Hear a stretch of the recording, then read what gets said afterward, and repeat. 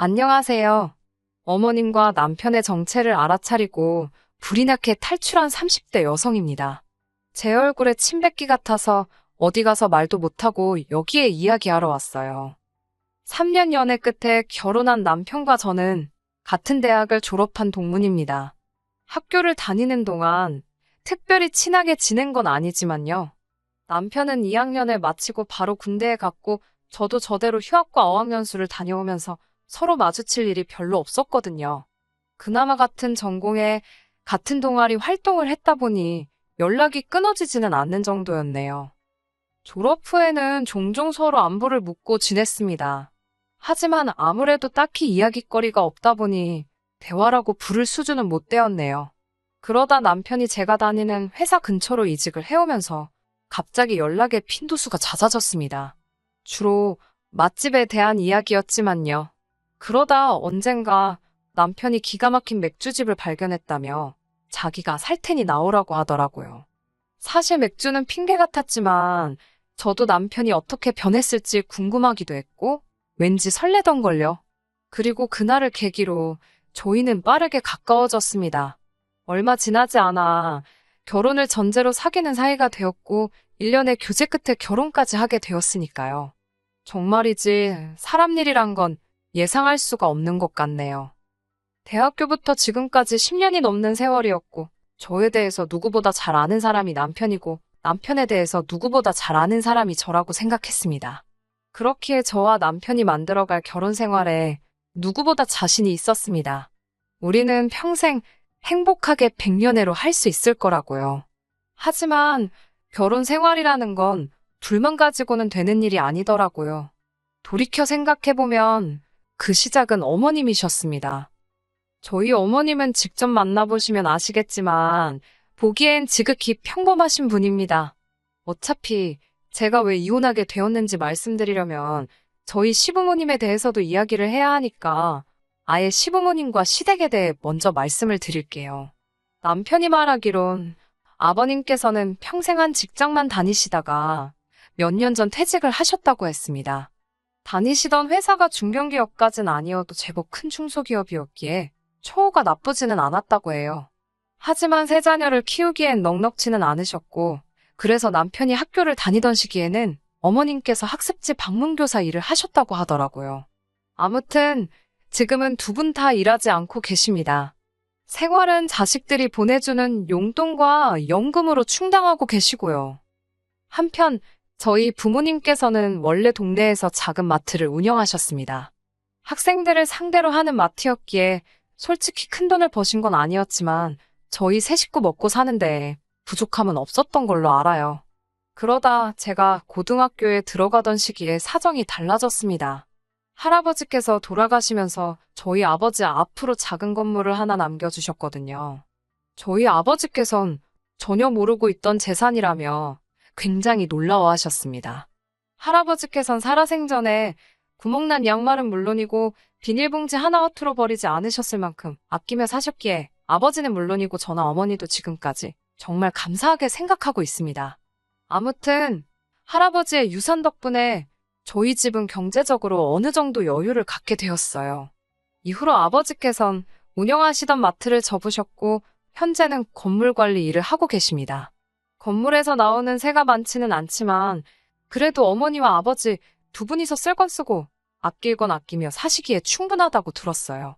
솔직히 제 재산이 아니다 보니 크게 관심을 두지 않아서 구체적인 내용은 저도 잘 모르겠네요. 이와 같이 남편과 제가 처한 상황이 조금 다르기는 했지만 그렇다고 해서 제가 남편보다 낫다, 남편이 저보다 부족하다 그런 생각은 하지 않았습니다. 말 그대로 시부모님 재산이고 친정부모님 재산이지 저희가 왈가왈부할 문제가 아니라고 여겼지요. 그저 저희 앞가림이나 잘하고 살자는 생각뿐이었지요. 돌이켜보면 상견례 자리에서부터 어머님이 보여주신 행동들은 상식적으로 이해가 되지 않았습니다. 시부모님이 생각보다 일찍 도착하셔서 먼저 룸에 들어가 계셨고 저희 부모님도 늦지 않게 도착을 하셨는데요. 저희 어머니가 룸에 딱 들어서자 여자분들은 아실 거예요. 뭐라고 해야 하나 사람을 위아래로 훑어보는 그 눈빛 있잖아요. 본능적으로 그럴 수도 있지요. 물론 그런데 그게 아니라 정말 저희 어머니가 뭘 입고 뭘 걸쳤는지 꼼꼼히 확인하듯이 바라보시더니 그 가방이 참 예쁘다며 얼마 주고 샀냐고 물어보시는 거예요. 정말 안녕하세요. 다음에 나온 말이 가방 이야기였어요. 순간 저나 남편은 물론이고 어머님을 제외한 모두가 당황하고 말았지요. 저희 어머니께서 이걸 대답을 해야 하나 말아야 하나 싶으셨는지 이러지도 저러지도 못하고 어정쩡하게 웃고만 계셨기에 제가 너스레를 떨며 저희 아버지가 선물로 사주신 거라 어머니는 잘 모르실 거라고 대답했습니다. 어머님께서는 친정어머니의 가방에서 눈을 떼지 못하셨고 예단과 혼수 등의 이야기가 나왔을 땐 당신은 따로 바라는 건 없고 빼기는 하나 받았으면 좋겠다 하시더라고요. 속이 훤히 보이는 그 말씀에 황당하기도 하고 어이가 없기도 했지만 하지만 곧이어 집 이야기가 나오자 어머님께선 다 큰 자식들이 결혼하는데 부모가 해줄 게 뭐가 있겠냐입니다. 그러면서 당신은 3천만 원이 최대라고 하시더군요. 당시 남편이 모아둔 돈은 4천이었습니다. 아무리 제가 시댁 재산에 관심이 없다고 해도 그래도 3천만 원은 좀 야속하다 느껴졌어요. 저희 친정부모님께선 1억 정도를 생각하고 계셨고 저도 모아둔 돈이 6천이 있었으니 더 황당하게 느껴졌던 것도 같아요. 친정부모님께선 돈이란 게 원래 있다가도 없고 없다가도 있는 거니 크게 개의치 말라 하셨습니다. 그래도 사윗감 하나는 마음에 든다며 그대로 결혼을 진행하라고요. 몇몇 친한 친구들이 기우는 결혼은 하는 게 아니라면서 저를 말렸지만 사람 마음이 그렇게 쉽게 단념이 되나요? 저 역시 친정부모님과 마찬가지로 돈 때문에 좋은 사람을 놓칠 수는 없다고 생각했네요. 그렇게 저희는 양가 어른들의 축복을 받으며 부부의 연을 맺었습니다. 제가 전셋집을 구하고 남편이 결혼식과 신혼여행 그리고 혼수에 들어가는 비용을 부담했습니다. 혹시나 남편이 미안해할까봐 제가 나서서 괜찮다고 신경 쓰지 말라고 했어요. 하지만 어머님께서는 이런 저희의 사정을 모르시는 건지 상견례 때 이야기 한 백은 안 사줄 거냐고 물어보시더라고요. 친정어머니도 그게 마음에 걸리셨다며 기왕 약속한 거 기분 좋게 하나 사드리라고 하셨기에 저희 어머니 가방과 같은 브랜드의 제품으로 마련해드렸습니다. 그런데 어머님 반응은 제 예상과는 달리 시큰둥했어요. 마음에 안 드시냐 물으니 당신 가방이 저희 어머니 가방보다 작은데 더 싼 거 산 거 아니냐고 물으시더라고요. 저희 어머니는 오래전에 사신 거라서 어머님께 더 비싸고 최근에 나온 신상이라고 하니 그제서야 표정이 풀리며 고맙다 하시는데 어휴, 뭐라고 할까? 좀 황당하고 어이가 없었지요. 그래도 그때만 하더라도 단순히 어머님이 생각보다 유치하시네 라고 여겼지 설마 이보다 경우 없는 행동을 하실 거라곤 전혀 생각지 못했습니다.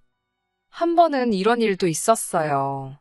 결혼 전부터 저는 친정어머니와 매달 30만 원씩 돈을 모아서 1년에 적어도 한 번씩은 같이 여행을 다녔거든요. 남편에게도 결혼 이후에도 이것만큼은 계속할 거라고 이야기해둔 상황이었고요. 하지만 지난해에는 나라 상황도 그렇고 여러 가지로 여의치 않아 여행을 다녀오지 못했기에 올 연말에 가자는 이야기가 나왔습니다. 연말에는 여행 가는 사람이 많아 미리미리 준비를 해야겠다 생각하던 무렵에 어머님께서 연락을 해오셨습니다. 전화를 받았는데 어머님께선 한껏 날이 선 목소리로 다짜고짜 저더러 잘못한 일이 있지 않냐고 하시더군요. 하지만 아무리 쥐어짜내도 도통 떠오르는 일이 없었기에 제가 괜한 너스레를 떨며 잘 모르겠다고 이야기해달라고 부탁을 드렸지요. 그러자 어머님께선 넌 돈 좀 번다고 네 엄마만 챙기냐입니다. 당신도 좋은 데 가서 맛있는 거 먹고 놀러 다니는 거 좋아하신다고요. 그제서야 저랑 친정어머니가 여행을 가는 것 때문에 이렇게 심통이 나셨구나 싶더군요. 저는 어머님께 그럼 다음에는 같이 가자고 대신 어머님도 어머님 경비는 가져오셔야 한다고 혹시나 오해하실까 최대한 애교스럽게 말씀드렸습니다. 저희 엄마랑 저도 각자 경비를 내는 거라고도 덧붙였고요. 그러자 어머님께선 죄송하면 죄송하다고 말을 하면 되지 돈을 내라 마라 치사하고 더럽답니다. 황당했지요. 당황한 제가 통장이라도 보여드려야겠냐고 여쭤봤지만 어머님은 됐다고 저더러 정말 웃기네라 하셨어요. 돈 이야기가 나와서 말이지만 저는 따로 남편 월급에 관여하지 않았습니다. 예를 들어 남편이 생활비라고 한 달에 100만 원을 주면 저도 똑같이 100만 원을 보태서 200만 원으로 살림을 꾸렸어요. 나머지 돈은 어떻게 쓰던지 간섭하지 않았습니다. 일단 남편이 현명하게 쓸 건 쓰고 모을 건 모을 거라는 믿음이 있었고, 사실 시댁이 친정보다 어려운 상황이었잖아요. 때로는 저와 상의하지 않고 시부모님을 챙겨드리고 싶을 수도 있을 거고요.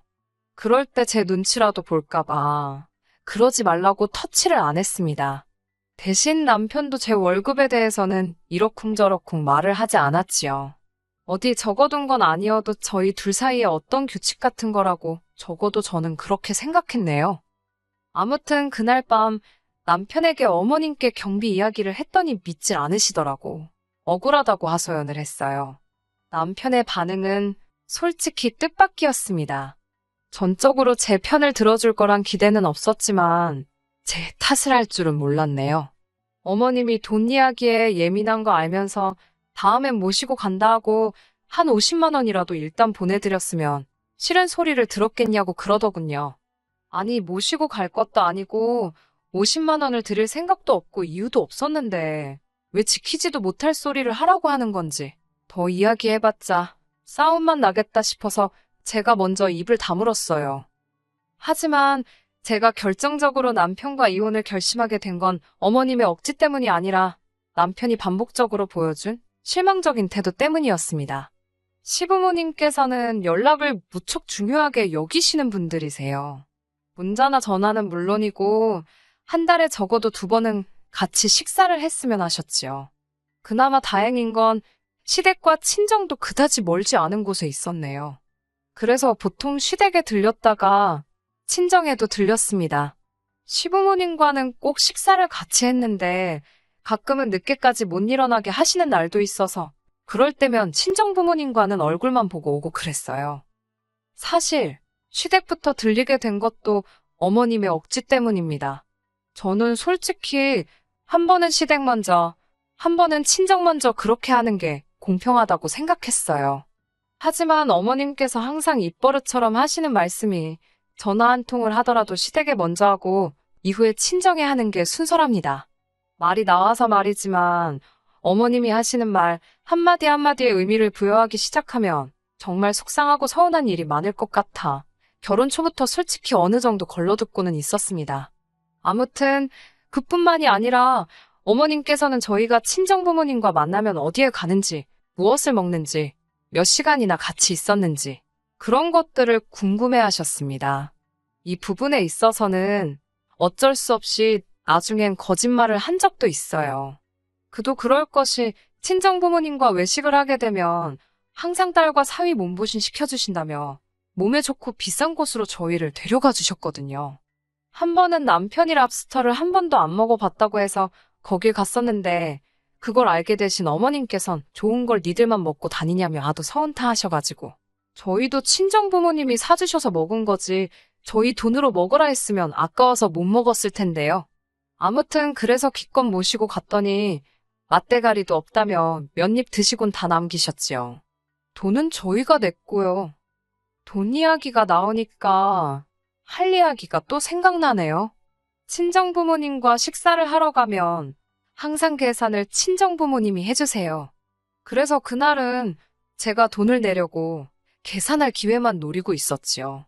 친정아버지께서 화장실에 가신다고 잠시 자리를 비우셨고 그 틈에 제가 20만 원 남짓을 긁었습니다. 그러자 친정아버지께서 니들이 왜 그걸 내냐며 화를 내시더니 제 손에 기어이 50만 원을 쥐어주셨지요. 뿐만 아니라 결혼식 이후 저희는 매달 생활비의 일부로 친정엔 20만 원, 시댁엔 30만 원씩 용돈을 드리고 있었어요. 하지만 저희 결혼기념일이 돌아왔을 때 친정 부모님께선 300만 원으로 그 돈을 되돌려 주셨습니다. 어디 가서 둘이 오붓한 시간이라도 보내고 오라면서요. 하지만 그 무렵 시부모님께서는 물가가 얼마나 올랐는데 아직도 30만 원이냐며 더 올려달라고 요구를 해오셨지요. 양쪽 집안 어른들을 비교하면 안 되는 거지만 저도 사람이다 보니 어쩔 수 없이 더 잘해주시는 쪽으로 마음이 기울더라고요. 그렇다고 제가 시댁을 무시하거나 업신여기지는 않았어요. 오히려 서운타 하실까봐 40만 원으로 용돈도 올려드렸고 해주시는 거 없어도 제철 과일, 좋은 음식 같은 건 때때로 댁으로 보내드렸습니다. 하지만 지난달 일이 터졌습니다. 저는 지금도 왜 일이 갑자기 그렇게 된 건지 이해는 되지 않지만 그날은 저희 친정어머니께서 저희 집에 소불고기에 간장게장에 김치에 바리바리 싸우셨더라고요. 그래서 제가 너무 감사해서 20만 원 챙겨드렸습니다. 솔직히 20만 원으로 재료비나 될까요? 마음 써주시고 고생하신 거에 비하면 아무것도 아니라고 생각했습니다. 그런데 민망하게 남편이 감사하단 소리도 안 하고 멀뚱멀뚱 서 있길래 제가 눈치를 좀 줬습니다. 그러자 로봇 마냥 뻣뻣하게 감사하다고 인사를 하더라고요. 평소라면 넉살 좋고 살갑게 구는 인간이 왜 이러나 싶어서 황당하기도 하고 어이없기도 하고 저희 어머니도 말씀으로는 볼 일이 있어서 가보신다 하며 서둘러 나가셨지만 제가 느끼기엔 사위 반응이 썰렁하니 민망해서 나가신 것 같았거든요. 기분이 너무 안 좋았어요. 친정어머니가 나가시고 제가 남편한테 뭐가 문제냐고 물었습니다. 그러자 왜 장모님은 자기한테 연락도 없이 집을 오시냐는 거예요. 그러면서 저더러 어머님이 저한테 연락 없이 집에 오시면 좋겠냐고요. 솔직히 제 입장에서 친정어머니가 오시는 거랑 어머님이 오시는 건 완전히 다른 이야기잖아요. 친정어머니는 뭐 하나라도 더 주러 오시지. 제가 살림을 잘하고 있는지 어쩐지 흠을 잡으러 오시는 것도 아니고. 하지만 어머님께선 오시면 이것저것 다 열어보시고 훈수를 두신단 말입니다. 그리고 어떤 장모가 사위한테 연락을 하고 집에를 오나요? 보통은 날이랑 이야기하지. 제가 어이가 없어서 도대체 왜 시비를 거냐고 하니까 자기가 지켜봤더니 제가 친정에만 잘하는 게 눈에 보인답니다. 저더러 한 번이라도 자기 부모님 손에 따로 용돈 쥐어드려 본 적 있냐면서 아까 자기가 장모님 돈 드리는 거 봤다고. 돈 벌어서 다 친정에 퍼주는 거냐입니다. 친정에 해주는 거 좋다. 그러면 시댁도 해줘야 하는 거 아니냐고요. 저도 너무 억울해서 지금 냉장고에 들어있는 반찬들을 보고도 그런 소리가 나오냐 물었습니다. 어머님께서 나한테 머리끈 하나 사주신 적 있냐고. 그래놓고 무슨 용돈이냐고. 나도 사람이라서 그런 어머님 아버님께 서운한 적 있고 섭섭했지만 그래도 무시한 적은 없다. 그렇게 속상하면 너도 네 돈으로 챙겨드리라고. 왜 갑자기 난리냐고 따졌어요.